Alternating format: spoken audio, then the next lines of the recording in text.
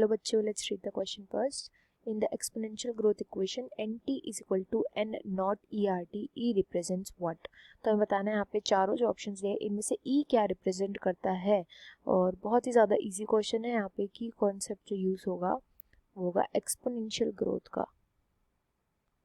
Exponential growth हमें कब देखने को मिलती है? जब जितने भी रिसोर्सेज जो प्रेजेंट होते हैं यहाँ पे रिसोर्सेज होते हैं अनलिमिटेड। अगर हम रिसोर्सेज को अनलिमिटेड कर दें तो एक्सपोनेंशियली ग्रो करेगी कोई भी जो स्पीशीज होती है। अब एक्सपोनेंशियल ग्रोथ में भी अगर मेरे को जानना है कि एक पर्टिकुलर टाइम टी के बाद, पर्टिकुलर टाइम जिसको मैंने ले लिया टी के बाद, क्या नंबर ऑफ इंडिविजुअल जो है वो प्रेजेंट होंगे, तो उन्होंने स्टार्ट किसी एक नंबर से किया होगा। सबसे पहले हम यही बोलेंगे कि जो इनिशियल जो नंबर था, कुछ इनिशियल नंबर भी होगा उन इंडिविजुअल्स का। नंबर ऑफ पॉपुलेशन हम यहाँ पर उसको बोलेंगे, इनिशियल नंबर ऑफ पॉपुलेशन। उससे ये पहुंच गए होंगे किस पे, जो जिसकी हम अभी बात कर रहे हैं, number of population at time T. Number of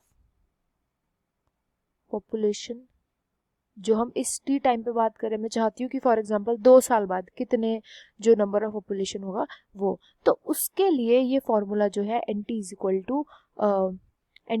to N naught E R T जो है ये हमें दिया गया है।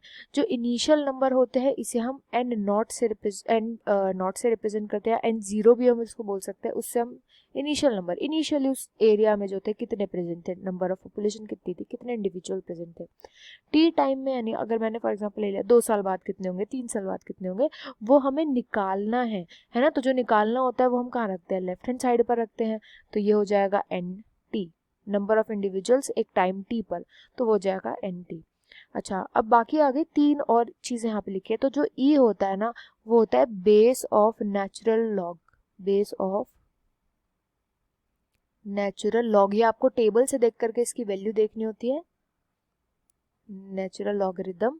एंड देन नेक्स्ट आता है नेचुरल लॉगरिदम्स। देन इसके बाद नेक्स्ट आता है आर। आर को हम बोलते हैं जो बायोटिक पोटेंशियल भी हम बोल सकते हैं। बायोटिक पोटेंशियल कितना है उस स्पीशीज का, बायोटिक पोटेंशियल जो होता है वो आर बताता है।